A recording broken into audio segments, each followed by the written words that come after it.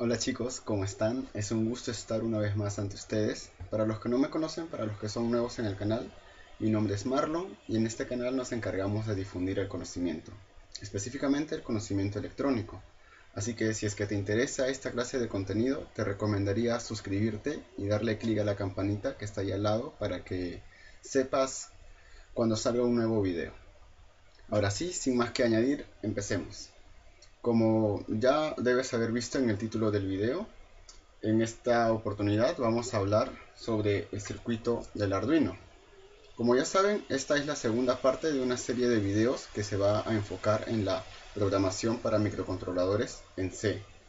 Pero antes de empezar a hacer el software es muy importante saber qué hardware estamos utilizando, ¿verdad? Saber qué dispositivos están acá, qué componentes, para qué están ahí esos componentes y una serie de cosas más. Así que para poder explicar esto, acá tengo, a ver, aquí está. Acá tengo el circuito esquemático del Arduino. Este circuito lo pueden encontrar en internet, pero se los voy a facilitar. Voy a dejar un enlace para que lo puedan descargar rápidamente. Y por acá separé el circuito en 4 etapas. La primera, la etapa de alimentación. La segunda, el microcontrolador en sí.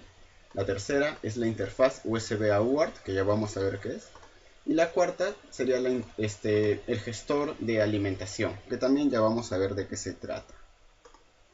Vamos a empezar con la etapa de alimentación. Vamos a tener, a ver, aquí está. Vamos a tener también esta imagen del Arduino para poder guiarnos. ¿Está bien? La voy a tener acá al lado. La minimizo y comenzamos. Este de acá es el Power Jack que nos sirve para alimentar, para energizar nuestro Arduino.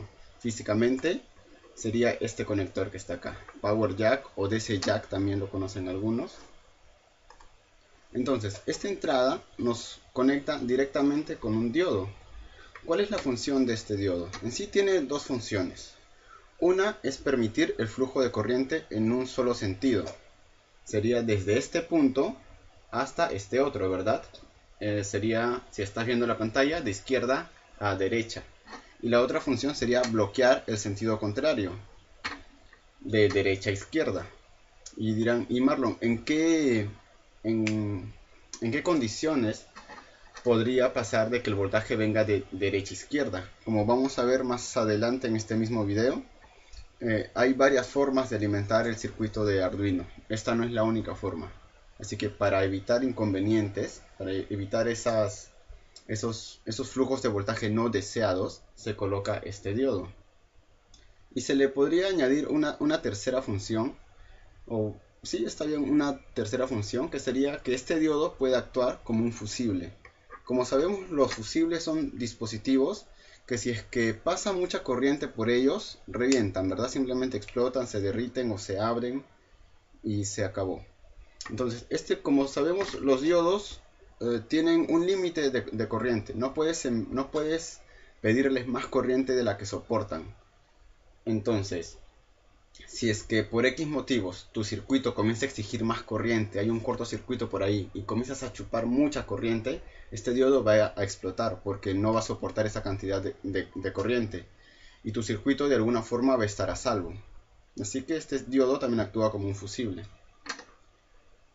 Inmediatamente después del diodo tenemos un regulador con una serie de capacitores. Estos capacitores que están junto al regulador sirven para estabilizar el voltaje, más que todo.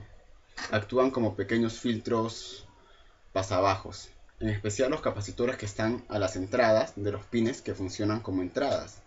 Por ejemplo, BIN es un pin de entrada. Y este capacitor, conocido como capacitor de bypass. Estos capacitores que están a la salida del regulador, que nos bota 5 voltios, sirven también para poder estabilizar ese voltaje y para poder suministrar más corriente. Como sabemos, los capacitores almacenan voltaje, pero ese almacenamiento de voltaje también implica un almacenamiento de corriente. Entonces, si es que por X motivos comenzamos a exigirle más corriente de la debida a nuestro capacitor, a nuestro regulador, esa corriente extra, que obviamente no podemos estar exagerando, no puede ser una gran cantidad de corriente, puede salir de estos capacitores. Así que tienen dos funciones. Una de ellas es de estabilización de voltaje y la otra sería de que nos permite entregar una pequeña cantidad de corriente extra. Siguiendo con la etapa de regulación, tenemos otro regulador acá, un regulador de 3.3 voltios, que está alimentado por la señal de 5 voltios que proviene del regulador anterior, que ya vimos que es el de 5 voltios. Entonces, por este motivo es que nuestro Arduino tiene disponible 5 voltios y 3.3 voltios, por la presencia de estos dos reguladores. Acá al lado podemos ver un conjunto de espadines que efectivamente nos dan la disponibilidad externa, nos permiten conectar conectores, valga la redundancia, en estos puntos y tener disponibles la señal de 5 voltios, 3.3, de reset, que ya veremos a continuación, señal de GND, que es la GND general de todo el circuito, y la señal de BIN. La señal de BIN, como podemos ver acá, es la señal que está después del diodo y es la que alimenta el regulador de 5 voltios. O sea, sería el voltaje que estamos añadiendo a este conector menos el voltaje que está consumiendo el diodo. Listo. Ya acabamos con la primera. Para empezar físicamente, bueno, para continuar diré. Físicamente, este regulador es este pequeño de acá. Y el de 3.3 es este. Aquí están los capacitores, ya que es el diodo. Ya que están también capacitores que le pertenecen al regulador de 3.3. ¿Ya ven? Ahí estamos ya entendiendo más o menos el circuito del Arduino. Ahora, a continuación tendremos que analizar el microcontrolador. Muy bien. Pasamos a la parte del microcontrolador, que es todo esto de acá. ¿Qué necesitamos para que nuestro microcontrolador funcione? Para empezar, tenemos que alimentarlo. Y acá tenemos sus pines de alimentación. VCC y GND. También tenemos VCC analógico y GND analógico, que se encargan de alimentar la parte analógica del microcontrolador. En este caso, VCC analógico y el VCC digital, podríamos llamarlos, están compartiendo el mismo punto. Así que son indiferentes. Y tenemos un regulador de bypass, que como ya hemos visto, sirve para estabilizar el voltaje porque actúa como un filtro pasabajos. ¿Qué más necesitamos para que nuestro microcontrolador empiece a funcionar? Pues necesitamos un cristal oscilador. En este caso, nuestro cristal oscilador es uno de 3 pines que cuenta con capacitores integrados. Muchos osciladores no cuentan con estos, así que se van a ver cristales con capacitores externos. En este caso no lo necesita porque ya están dentro. Este cristal tiene dos líneas, dice Xtal 2 y Xtal 1 y una línea de GND. Xtal 2 y 1 se conectan al microcontrolador. Y para que este cristal funcione correctamente necesita una resistencia de 1 megaohmio entre ambas líneas del cristal. Ya vimos su alimentación, su cristal. ¿Qué más se requiere? Muchas veces queremos resetear nuestro microcontrolador manualmente. Entonces se le pone un botón de reset, que es este botón que está acá.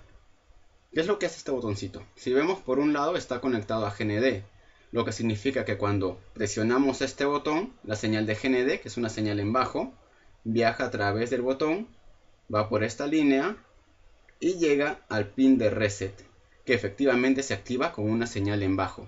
Esta bolita en el pin significa que se activa con una señal en bajo. Ahora, tenemos una resistencia acá. Esta resistencia es conocida como pull-up. ¿Por qué está ahí? ¿Para qué está ahí? Imaginemos que el botón está al aire, no estamos reiniciando nada. Entonces, sería como si es que este pin también estuviese al aire. Pero al poner esta resistencia, esta señal de 5 voltios va directamente hacia el pin.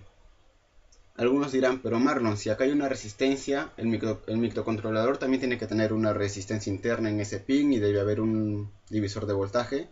Pues sí, debería haber uno, pero la verdad es que la resistencia interna de ese pin es mucho más grande que la de tu pull-up. Así que los 5 voltios pasan literalmente completos hasta este punto. Y también tenemos un diodo, que lo veo innecesario. Yo cuando hago mis circuitos no le pongo este diodo, pero sí tiene una funcionalidad. Y esta es de evitar las espurias. Las espurias son voltajes que se generan por choques mecánicos. En este caso, el generado por este botón. Cuando presionas este botón, ese choque mecánico genera ruido. Ese ruido muchas veces va a sobrepasar los 5 voltios. Y si sobrepasa los 5 voltios, puede dañar el pin. Puede dañarlo. Nunca me ha pasado. La verdad que nunca me ha pasado, pero puede pasar. Y para evitar esos casos, ponen este diodo. ¿Cómo funciona? Si es que el voltaje es mayor a 5 voltios, ¿qué va a pasar con este diodo? Se va a activar, ¿verdad? Porque acá tenemos 5. Y si el voltaje acá es 6, por ejemplo, el diodo se va a activar y la corriente va a circular en este pequeño circuito, en esta pequeña malla que está acá. Y nunca va a llegar a nuestro pin de reset manteniéndolo a salvo, hasta que el voltaje se estabilice otra vez en 5. Entonces ya sabemos para qué está ese diodo ahí. ¿Qué más necesita nuestro microcontrolador? ¿Por dónde le insertamos el código al microcontrolador? Pues para esto hay un conjunto de pines, que son conocidos como el ICSP. Son estos 6 que está acá. Para la comunicación de datos se usan efectivamente 3. Y son estos 3 que podemos ver acá, que están conectados hasta este conector, valga la redundancia de nuevo. Son los pines de SSK, MISO y MOSI, que forman parte del periférico SPI, que es un periférico de comunicación. Fuera de esos pines también se necesitan, como es de esperarse, VCC y GND. Y el sexto pin que se requiere es el pin de reset. Podemos ver que este pin de acá, el 5, se conecta efectivamente con reset. ¿Por qué? Porque hay un momento exacto en el que tienes que comenzar a enviarle los datos a tu microcontrolador. O sea, para que lo grabes, no lo puedes hacer en cualquier momento. Hay uno exacto. Y ese momento es después de una señal de reset. Así que tu dispositivo que uses para programar tu microcontrolador, antes de empezar a enviar los datos, el código, tiene que enviar una señal de reset por este pin. Después de que el microcontrolador se reinició, comienzas a enviar los datos y grabas la memoria flash de tu microcontrolador, que es en donde se almacena tu código en sí. Recuerden esto, en la memoria flash se almacena el código de tu microcontrolador. Pueden ser diferentes tipos de memoria, sí, pero en el caso de un ATmega 328P es la memoria flash. ¿Qué más tenemos acá? Tenemos una serie de conectores que nos sirven efectivamente, son espadines que nos sirven para tener disponibilidad de esos pines de forma externa. Conectamos conectores en estos espadines. Por ejemplo, este conjunto de espadines nos brinda disponibilidad a todo el puerto D, este de acá a todo el puerto C y este de acá a todo el puerto B. Así como este espadín que nos brindaba disponibilidad a los diferentes niveles de voltaje de la placa, pues estos espadines de acá nos brindan a los pines. Y recordando que este punto de acá también es el punto de reset de este microcontrolador, de nuestro microcontrolador. Ya vimos las partes más. Y tenemos un capacitor acá, que efectivamente es un capacitor de bypass. Y está conectado a la señal de referencia analógica del microcontrolador. Esta señal de acá, disculpen, es la misma que esta. Y este capacitor se encarga de estabilizar el voltaje. Nada más. Ya vimos el microcontrolador. Nos falta la interfaz UART. En este punto, este esquemático, esta versión de Arduino se complica un poco las cosas porque lo pudo haber hecho de formas más sencillas, pero lo hacen con ayuda de otro microcontrolador. Ya más adelante vamos a ver estas formas más sencillas al final de este video. Vamos a seguir analizando esto. Este microcontrolador es un ATmega 16, o sea, es una versión, se podría decir, inferior, entre comillas, al ATmega 328. Pero al ser un microcontrolador funciona de la misma forma. Necesita su alimentación, necesita un cristal oscilador, necesita pines para que se programe y así, etcétera. Así que esta parte de acá ya no la vamos a ver porque ya la hemos visto con el microcontrolador. Ahora, lo que sí nos importa, lo que es interesante, es esta parte de acá, que es la interfaz USB. Los componentes que se requieren para que el puerto USB funcione correctamente. Para empezar, acá tenemos que saber cuáles son, o sea, qué función tienen los pines de este conector USB. El pin número 1 sería la señal de voltaje del USB, que un puerto USB nos brinda un voltaje de 5 voltios. A continuación de esta señal tenemos un fusible. Este es un fusible que efectivamente en la placa es esta cosita que está acá, color dorada, que tiene un infinito ahí. Ese es el fusible. ¿Para qué sirve un fusible? Pues ya sabemos, ¿no? Si es que pasa demasiada corriente, el fusible se abre y mantiene a salvo al resto de nuestro circuito. Y en las computadoras eso es algo bastante posible, o sea, es algo que sí puede ocurrir, así que este fusible es de mucha importancia. Tenemos las dos señales de datos, de menos y de más, que están en serie con resistencias de 22 ohmios y se conectan a las líneas de menos y de más del microcontrolador. ¿Por qué se necesitan estas dos resistencias? Es que los que inventaron el USB, la comunicación USB efectivamente, establecieron que las líneas de datos tienen que tener un ohmiaje de 30 ohmios, de entre 22 y 30 ohmios. Así que al poner una resistencia de 22 estamos asegurando ese ohmiaje entre las líneas. Ahora, ¿funciona si es que no tienen esas resistencias? Sí, sí funcionan, pero el protocolo USB establece que tengan el ohmiaje entre 22 y 30, así que es mejor ponerlas, no perdemos nada. Esas resistencias no cuestan literalmente nada. En fin, ¿qué más tenemos por acá? Acá tenemos unos dispositivos medio raros, pero que en sí, en verdad, se podrían decir, ya, mejor vamos a buscar el código, ¿ya? CG0603. A ver, ¿qué nos dice por acá? 0603. ML, tan, y acá salió. Y acá permítanme que abra esto y listo, ya nos salió el componente. Vamos a ver qué es. Información general. Listo. Este componente de acá nos cubre de las descargas electroestáticas. Ya, otra vez. De esto de acá creo que ya lo había hablado o no me acuerdo bien. Bueno, en todo dispositivo electrónico, en todo aparato electrónico existe algo llamado estática, que es ruido, son señales que no queremos, que muchas veces simplemente están ahí para malograr las cosas. Pero están ahí, siempre están ahí. ¿Te ha pasado alguna vez que tocaste tu lavadora y te pasó corriente? Eso es por la estática. O tocaste tu televisor o el mismo case de tu computadora y te pasó corriente. Eso de ahí es la estática. Entonces, eso es muy peligroso. Si a nosotros nos genera una molestia, imagina lo que le puede hacer a tu pobre microcontrolador. Pues para evitar, o sea, para limitar esas corrientes estáticas, es que se ponen estos dispositivos acá. ¿Está bien? Si quieren un poco más de información de ello, léanse aquel datasheet. O sea, no tienen que leerlo todo, simplemente esta parte de acá de información general. Y buscan un poco más de información sobre descargas electroestáticas. Acá tenemos un núcleo de ferrita. ¿Para qué sirve el núcleo de ferrita? Pues actúa como filtros, es un excelente filtro. ¿Y qué estamos filtrando en este caso? El case del USB que está conectado al case de tu computadora. Estamos separando esa señal de la señal de tierra a través de un núcleo de ferrita. Es que en sí lo que pasa es que los case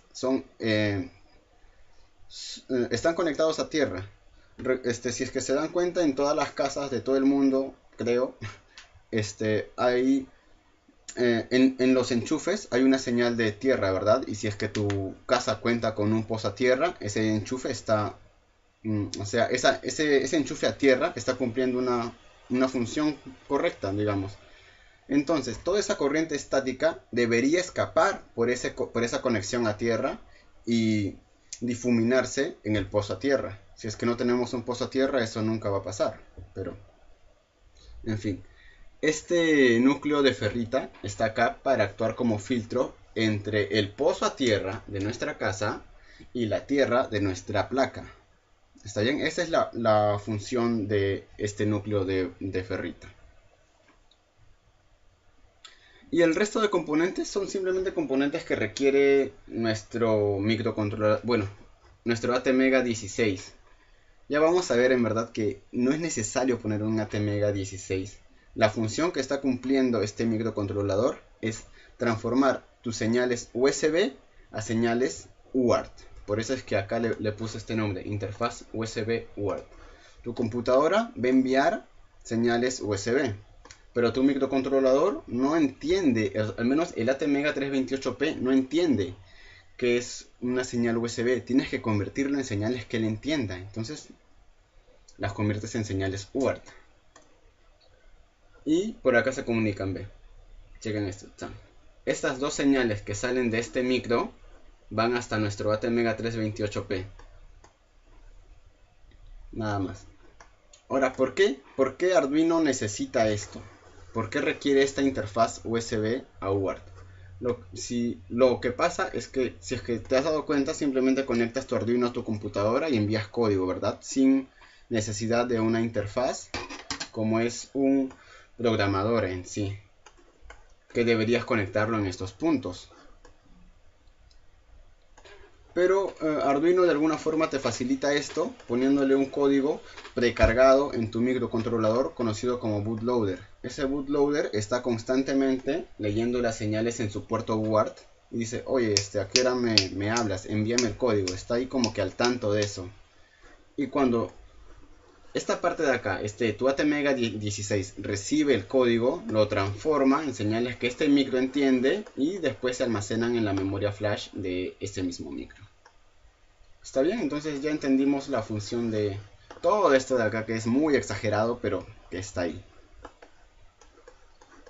Listo. Y por último, tenemos el gestor de alimentación. Le puse este nombre, no creo que se llame así, pero le puse este nombre a esta parte del circuito. Todo esto de acá. Esto de acá es un OPAM. Estos de acá son los pines.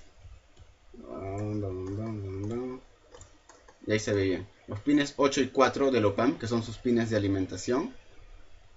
Y todo este OPAM, todo este circuito sirve para activar este MOSFET que se encuentra acá. Este es un MOSFET de canal P. ¿Y cuál es su función? Esencialmente unir estas dos señales. USB VCC con 5 voltios. 5 voltios ya sabemos que es la salida de nuestro regulador de 5 voltios, que se encarga de alimentar prácticamente todo.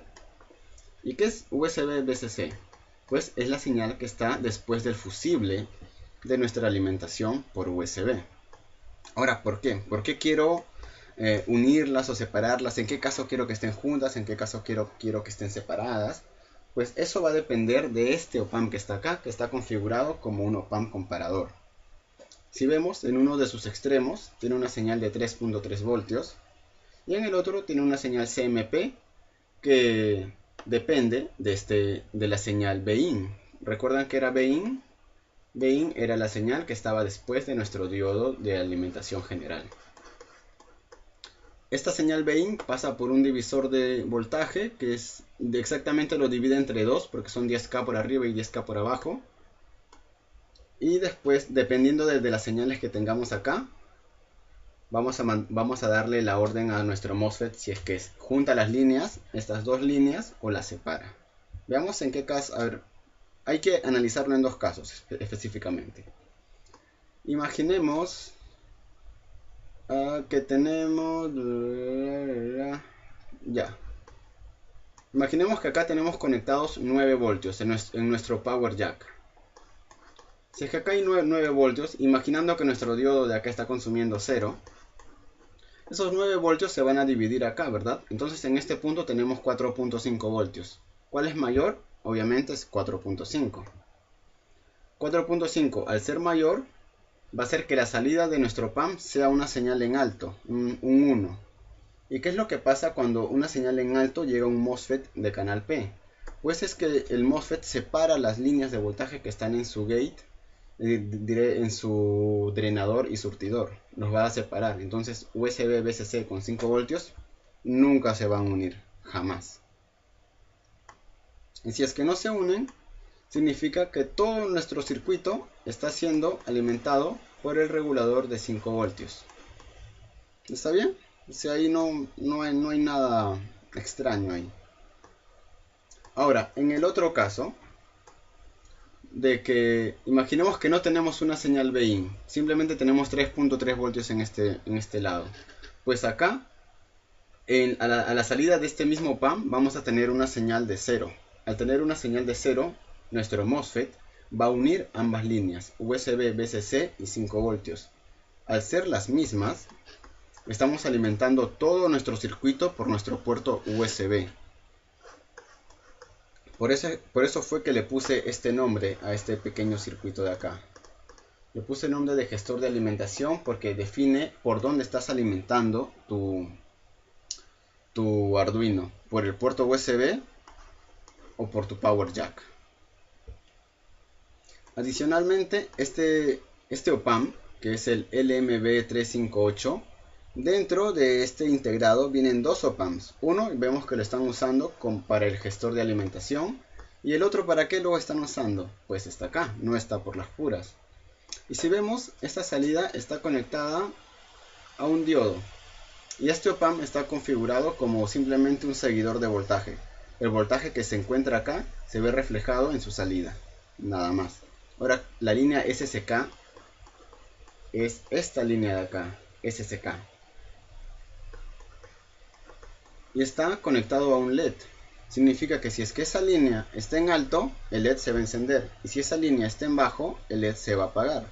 Ese es el famoso LED que, si es que han usado Arduino alguna vez, y le estoy casi seguro que su primer ejemplo ha sido el Blink LED, que se encarga de hacer parpadear un LED. Pues ese LED que parpadea es este mismo LED de acá. Ya sabemos por qué parpadea, porque está conectado mediante un seguidor de voltaje, mediante un OPAMP seguidor de voltaje,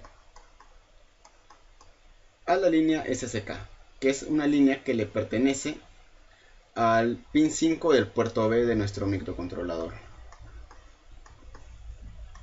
Listo chicos, traté de hacerlo lo más rápido posible porque quiero que los videos de ahora en adelante sean así cortos. No sé cuánto haya durado esto. Les voy a dejar toda esta información en un link. En verdad ya se me estaba olvidando.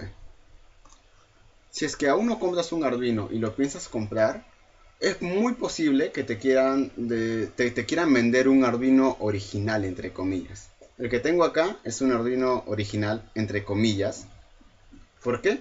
Porque tiene efectivamente un ATmega 16 como interfaz USB a UART. Pero como ya dije, este microcontrolador es demasiado para la función que está cumpliendo. Porque hay otros dispositivos que hacen efectivamente lo mismo. Vamos a ver por acá. A ver. Abrimos este. Listo. Aquí está el Arduino original. Bueno, aunque si vemos bien, no es un Arduino tan original que digamos. Porque el Arduino viene con el microcontrolador, disculpe, en su presentación DIP. Y este de acá tiene su presentación SMD. ¿Hacen lo mismo? Sí, hacen exactamente lo mismo. Así que al momento de comprarlo no tienes que tener miedo y de decir, oye, ¿por qué su microcontrolador es tan pequeño, que no es tan potente como el otro, que es más grande? No, nada chicos, es simplemente la presentación, es el empaquetado. Así que no tengan miedo al momento de comprarlos. Acá tenemos otra versión, que efectivamente también usa una versión DIP. Pero en este caso ya no tiene el ATmega 16. Este chip es un CH340. Que este chip, simplemente la presencia de ese chip hace que todo tu Arduino sea más barato. Así que no tengas miedo al momento de comprar un Arduino barato. Puedes pensar, pucha, que porque está barato, lo más seguro es que no funcione, o que me funcione mal, o que no funcione igual que un Arduino. No chicos, funciona exactamente igual que un Arduino original, entre comillas. Y te va a costar menos. Así que yo te recomendaría comprarte el Arduino más barato posible. No va a pasar nada, créeme. Acá tenemos otra versión de Arduino. También tiene el ATmega 328 en su versión DIP. Tiene un CH340. Y miren, en este caso tiene un mini USB tipo B, si no me equivoco. O tipo C. No, ya, claro, es tipo B, pero ya bueno, no se puede diferenciar bien si es el mini o es el micro. Ya, en fin. La cosa es que, de nuevo, al ver este pequeño puerto, Y casi todos están acostumbrados a ver el tipo B así en su forma grande. Algunos pueden pensar, no, que no va a funcionar. Chicos, no pasa nada, cómprenlo, no pasa nada, les va a salir más barato, se lo aseguro. Y en otras ocasiones puede que les venga, en vez de un CH340, un FT232, que es otro integrado que hace lo mismo, pasar de USB a UART. Es más caro definitivamente que el CH340, así que el Arduino que te venga con un CH340 te va a costar más barato que todos los demás. Cómprate ese, no pasa nada. Y allá, junto al enlace en donde va a estar este esquemático, les voy a dejar el esquemático de un Arduino Nano para que no lo analicen ustedes, ¿sí? Se van a dar cuenta que es muy similar. Por ejemplo, en este Arduino Nano usan un FT232 en vez de una Atmega 16 como interfaz USB a UART. Y el resto es exactamente igual. Chequenlo, analícenlo, estudienlo. Espero que este video les haya servido. Si es que fue así, denle un like. Recuerden que este canal es para compartir información, así que si es que quieren apoyarme en algún sentido, les agradecería mucho que compartan el video con sus amigos, tal vez con conocidos. Bueno, eso sería todo por ahora. Muchas gracias. Adiós.